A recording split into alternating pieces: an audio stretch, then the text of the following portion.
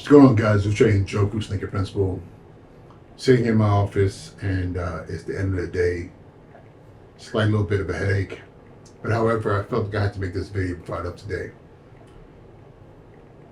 The video I'm making is about experience that I keep facing continuously today, and this is by no means anyone's fault. It's just the reality of the world we're living. Some of you might watch this video and be like, what is he talking about? But let me just get to the point. We are doing ourselves a huge injustice when we are not harnessing the potential of technology when it comes to instruction in schools. I said a meeting today where we're going through some exercises. There's professional development, going through some exercises, looking at curriculum, and there were tasks given to a room of instructional leaders.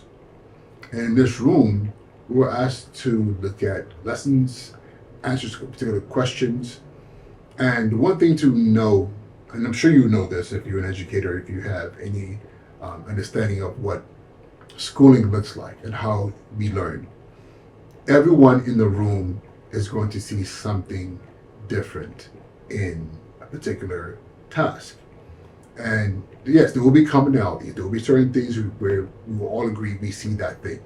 So you look at a lesson, you can say, oh, I noticed that the objective is clear and hits particular points, and it's up to par with what an objective should be.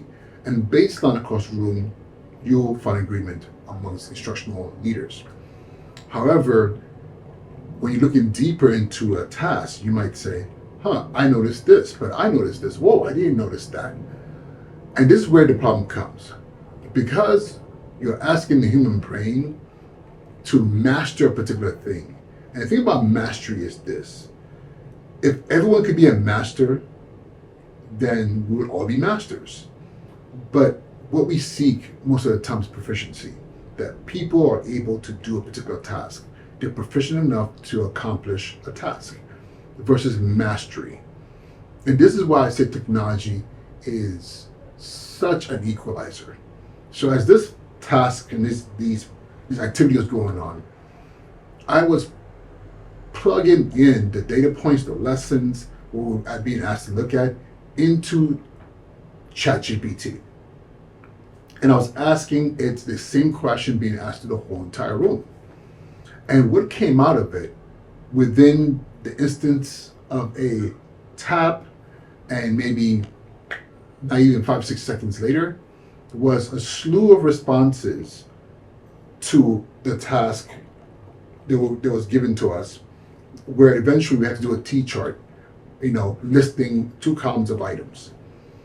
And I think, if I remember correctly, it was what was embedded and what was additional supports needed for this lesson. And I'm watching the responses coming from the room. And yes, outside of technology, going back over the course of 20 years, this was a proficient task. Okay? Proficient.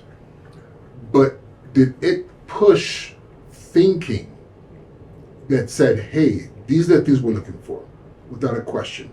And not only that, but why?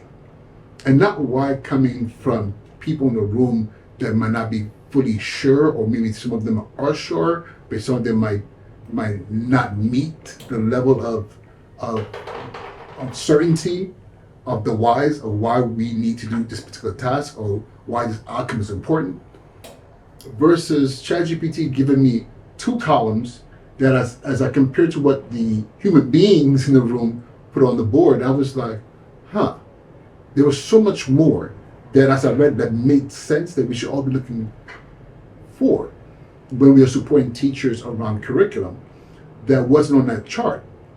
Because at the end of the day, human beings are going to be impacted by a limited range of understanding, or not even that, a limited range of being able to produce right there in that space the full breadth of possibilities, compared to technology saying, these are the items I'm looking at, these are the criteria by which I'm analyzing this data, and here's the outcome.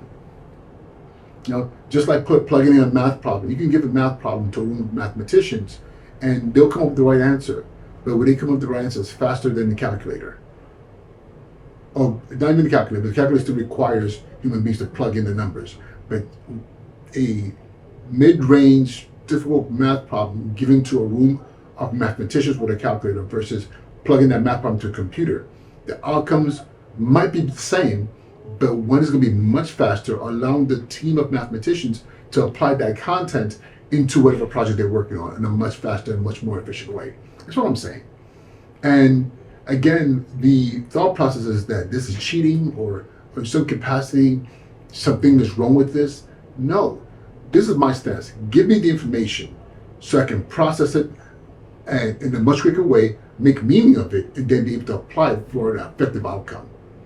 And for me, I don't want to be proficient. I want to be effective. I don't need to be the master, but I need the master to give me the clearest, most precise data points that I can apply. And if you can tell me how to apply those for the most proficient outcome, for the most exact outcome, that's what I'm looking for. And we're going to get there. This is going to happen. It's happening in many places. It's happening in industry. It's happening in science and technology. And it's happening in business. It's just such a slow movement in education. And that's the thing that really breaks my heart, because I think we can move faster if we're willing to open our minds and our hearts to the fact that technology is here, it's our friend, and it's only going to make us better. All right. Yes, I have to get off my chest. All right. Uche and Joker's League Principal. Till next time.